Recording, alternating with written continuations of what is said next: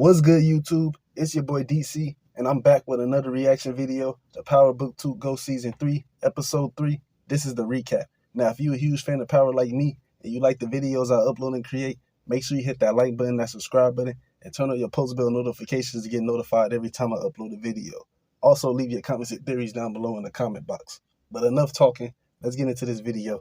Now, the episode starts off with Tariq and Brayden. We see Tariq and Brayden hanging out with Davis McLean, buying brand new suits, getting tailored up. They splurge and spending money. Davis let Tariq know a suit could do a lot for his image, but it won't change the perspective of the ones that's watching his every move. Now, we see Kane and Lorenzo linking up with the Jamaican ad boys to do business. And after the meeting, Kane sets up Lorenzo to get jumped by the Jamaican ad boys for killing Zeke and for setting up his brother Drew to get jumped by the GTG member he sent in last week's episode, putting Lorenzo in his place and letting him know this is him getting off real easy for what he did to Drew and Zeke, and things could be worse than this. And Kane ain't lying about that because, man, once Monet find out that he put that bud in Zeke, all hell about to break loose. Now we see Obi meeting up with Tariq, Brayden, Effie, and Kane at Noma's warehouse. He informs them that they're not moving the product fast enough. He tells them that they need $1 million in hand the next time he sees them, or else he gonna start killing off their family members. He lays out pictures of Diana, Brayden's parents, and Tariq's grandma, letting them know that Diana would die first, Brayden's parents would die second, and since they respect their elders so much, Tariq's grandma go die last if they don't come up with the money in time, putting pressure on all of them to hurry up and move Noma away. And what I honestly want to know is, where the hell is Noma at? I'm tired of seeing Obi face. He always got some shit to say like he running something. And I want to know where the hell is Noma at. And hopefully we see her soon because I'm tired of seeing Obi face. Now, Detective Women meets up with Jenny and Blanca to discuss the Rico case. Women wants to put the pressure on Monet. He strongly believes that Monet was involved in Carrie Milgram's death and had a role to play in it. Jenny and Blanca doesn't think it's a good idea to pressure Monet because they don't want to mess up their investigation, and instead wants to put the pressure on Tariq and the whole drug operation. Blanca also wants to investigate Lauren Baldwin to see if she has any connections to the drug operation, but Jenny tells Blanca that Lauren died from a car accident and the case is closed.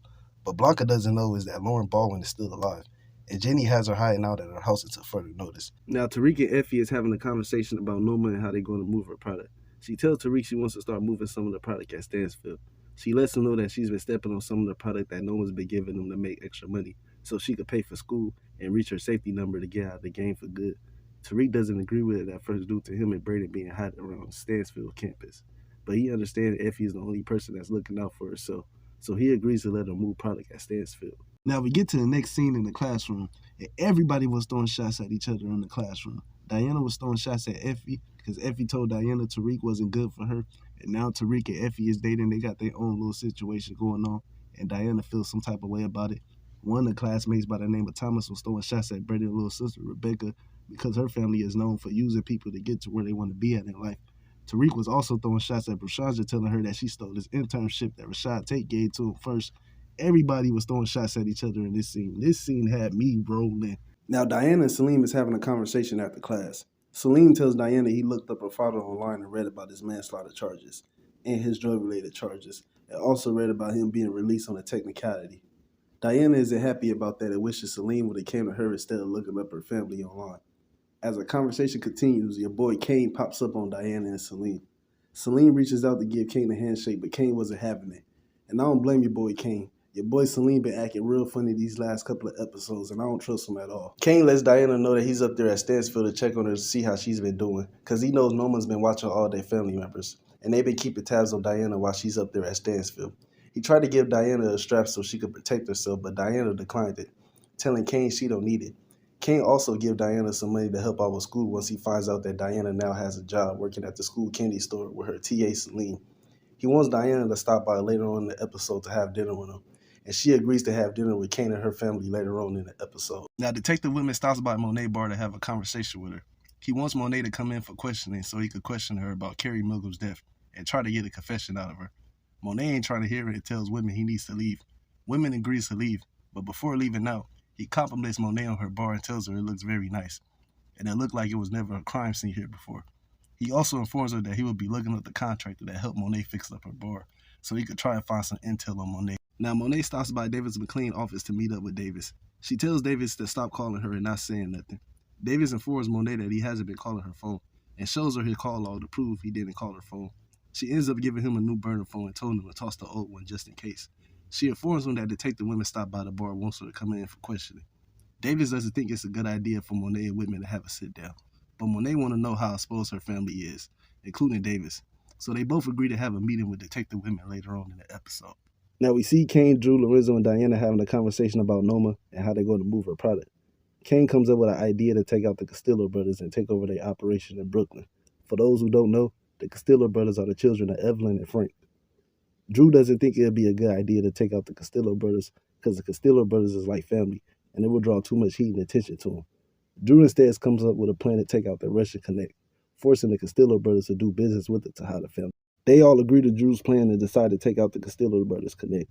Kane lets it be known he's calling shots from here on out, and Diana doesn't agree with Kane calling the shots, and she want to know who died and made Kane the king. Diana thinks Lorenzo should be calling the shots and should be making the final decisions on the plan. Lorenzo tells Diana to listen to her brother and follow his orders. It's his plan. He's the one in charge. Now we see Lucas and Kiki having a conversation about the RSJ meeting they're about to have. Lucas is trying to gather up all the black people he can so he can make a good impression on RSJ, so Weston Honus could look after his investments. But Kiki don't think it's a good idea to have so many black people there because RSJ will know Lucas is only using them and having them around so he can land a deal. Now we see RSJ having a conversation with Braden, Tariq, and Lucas. He lets Lucas know he will be in New York City soon, and they should have a meeting again to discuss their plans moving forward. Tariq ends up pulling RSJ to the side and asks him some questions about his speech. Tariq ends up getting some good advice from RSJ. RSJ lets Tariq know 1,000 cheap customers will make more profit than 100 high-end customers. He continues on to question Tariq and asks Tariq if he knows the real reason why he's there. Tariq responded by telling him, yeah, they only had me here to make a good impression on you. And RSJ ends up giving Tariq his props once he notices Tariq is a straightforward person. He also tells Tariq that if they're using him, make sure he does the same thing back and use them as well. Now we see Monet and Davis having to sit down with detective women. He's asking them questions about Carrie Milgram's death. He also want to know why is all these people disappearing every time they show up at Monet's bar. He pulled out traffic cam photos of Rico Barnes' vehicle and DC Joe vehicle, driving to Monet's bar and leaving Monet's bar, and then being found dead in their vehicles afterwards. He also tells her about the contractor she hired up to fix her bar after it was shot up has been missing ever since he cleaned it up, according to his manager. Monet tells him she has no idea what he's talking about and needs to be looking into the GTG member that killed her son. And to me, honestly, that was dumb as hell for Monet to tell detective women they need to be investigating the GTG member that killed Zeke. Because we all know the GTG member that allegedly killed Zeke, according to Monet, didn't kill Zeke. It was Lorenzo.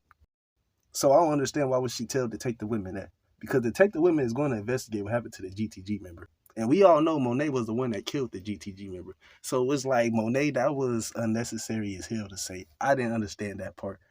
You should have just kept quiet the entire time like Davis was telling you. But Monet emotions got the best of her, man. I don't understand. Women ends up telling Monet that he thinks Zeke was going to snitch on her and had plans to run away with Mecca. So she had him killed to keep his mouth shut, which pissed Monet off. And Monet started going off on women, telling him he the type that'll kill her and blame it on her. Davis ends the meeting between them because things are starting to get heated. Davis tells Monet they're going to have to file a harassment claim against women in order to get women off of Monet's case. Because Davis knows women won't stop at nothing until he apprehends Monet and get to the bottom of what happened to Carrie Milgram. Now, Tariq and Braden meets up with Kane and Drew to discuss how they're going to move their weight. Tariq and Braden comes up with a plan to move their way through coffee orders and is going to use the Crash Coin company as a front to move their product through there. So basically, the buyers will be able to purchase Bitcoin off the Crash Coin website, and they could use the Bitcoin to buy coffee from Tariq and Braden through the app that they have set up to sell the coffee on. And underneath the coffee cup will have a hidden compartment that has the product hidden inside of it. Kane and Drew tells Tariq and Braden they're going to take out the Castillo Brothers Connect, forcing the Castillo brothers to do business with them so they could use them to take over their operation in Brooklyn. Now, Kane tells Braden he wants him to kill the Connect. He wants Braden to do it because the Connect is Russian and Braden is white, and they need an alibi for the murder because the Russians can't think the Castillo brothers had something to do with it, and the Castillo brothers can't know that the Tejada family was involved in the murder. So instead, Kane wants to send Braden to do it to make it look like it was an inside job. Braden is afraid to do it, but Kane thinks it should be easy for him since he supposedly killed Tariq's girlfriend, Lauren. But Kane doesn't know that Braden didn't kill Lauren. And at the end of the episode, Kane ends up finding out that Braden was lying to him about killing Lauren. Now, Tariq meets up with Davis and Monet at Davis's office. Davis tells Tariq he was right about the eyes that's on Dante Spears' penthouse and warns Tariq to stay away from the penthouse and keep his distance from Monet due to women investigating Monet and her family. Monet also warns Tariq to keep his head on the swivel until they figure out a way to neutralize detective women. As Saxe is walking by in the next room over, he sees Tariq, Monet, and Davis having a conversation and decides to take a picture of all of them together. And Saxe is going to use this photo to help out Jenny in her RICO case in order to make a connection between Tariq and the Tejada family. Now we see Braden, Tariq, and Effie having a conversation. Braden tells Tariq that Kane wants him to take out the Russian connect so the Tejada family can have an alibi in the murder. Tariq doesn't think it's a good idea for Braden to take out the connect, but Effie insists that Braden should be the one to do it, telling Tariq he's going to have to man up one day. So Tariq agrees on it. Tariq tells Braden him and Effie will beat her to watch over his back. As Tariq walks out of the room, Effie asks Braden will he finally be able to kill somebody this time, and Braden responded by telling her he doesn't have a choice. Now, Jenny kicked Detective Whitman off the RICO case after being hit with a harassment charge by Monet, after being told not to investigate Monet.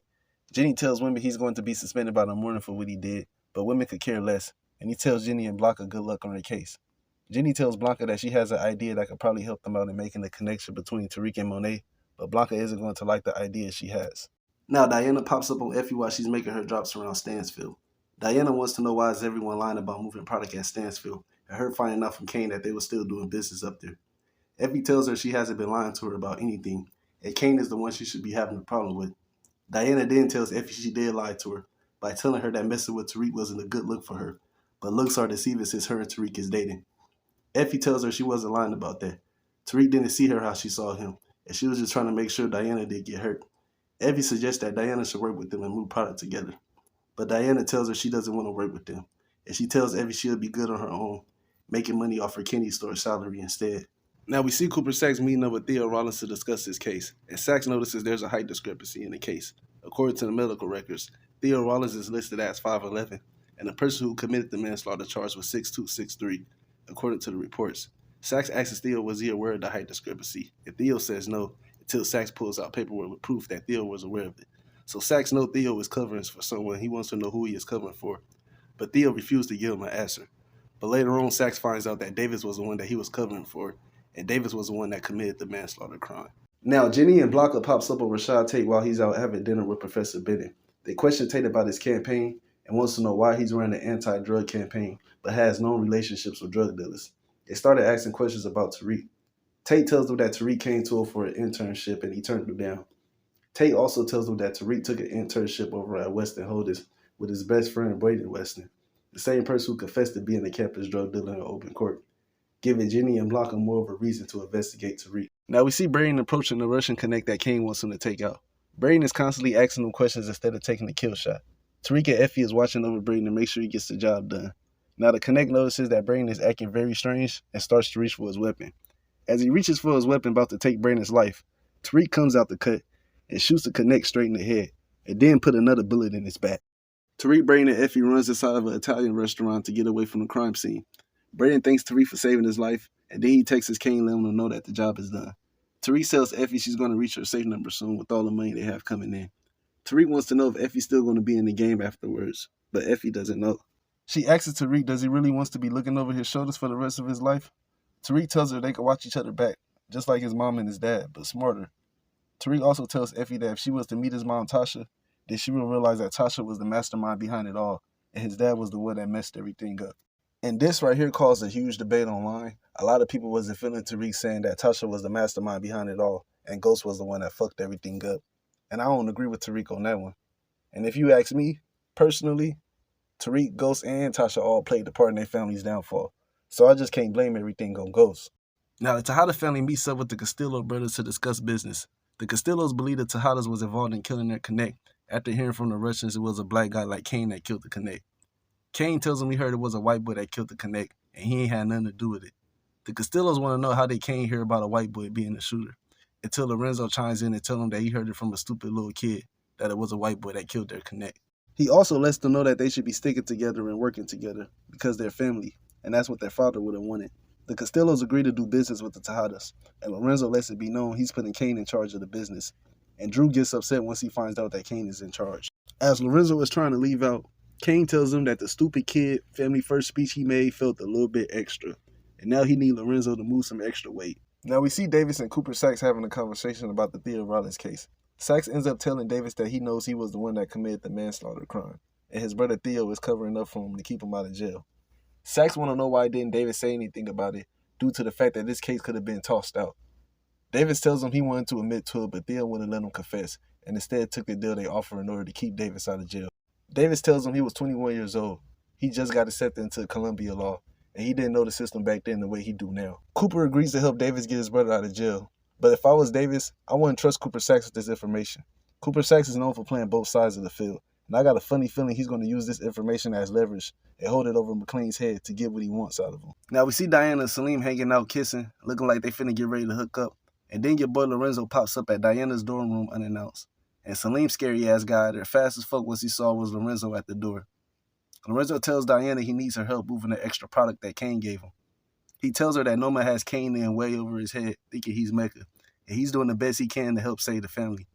And in order for him to do that, he would need Diana's help. He tells her if she's careful and keep her circle tight, the new job that she has on campus is the perfect place for her to move the weight. Despite the worried look on Diana's face, Diana agrees to help her father out. Now we see Monet on the phone with Davis McClane, and she wants to know why his detective women parked outside of her house surveilling it. Women was placed on desk duty after being hit with the harassment claim, so Monet wants to know why is he still around. Davis tells her he's going to handle it, and she needs to stick to the plan that they have together. Davis also tells her to keep a record of him every time he shows up. And Davis is going to use that record to try to get women off the streets. Now we see Tariq, Effie, and Braden gathering up the product. Braden finally launches the website for No Cap All Frap, and the orders is coming in fast already. Effie compliments Braden on the website, telling him this was a smart idea. Then she also asks Braden did he have something to do with Tariq losing his internship with Rashad Tate.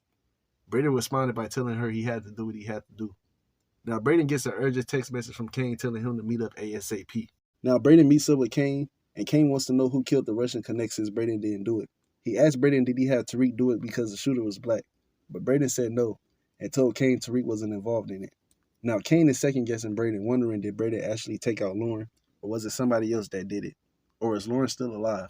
Because this is the second time Kane has asked Braden to kill somebody, and Braden didn't do it. He tells him he needs the name of the person that took out Lauren. Braden tells him his hands is clean, and if he give him a name, he might as well have done it himself. Kane hears this and pushes Braden off him, and tells him he still owes him a body that he intends to collect on. As Braden is walking off, Kane makes a phone call to Effie, letting her know that they need to meet up and talk. Now, if you like this video, make sure you hit that like button, that subscribe button, leave your comments and theories down below at the bottom, and I'll catch you guys next time. But it's your boy DC. I'm out.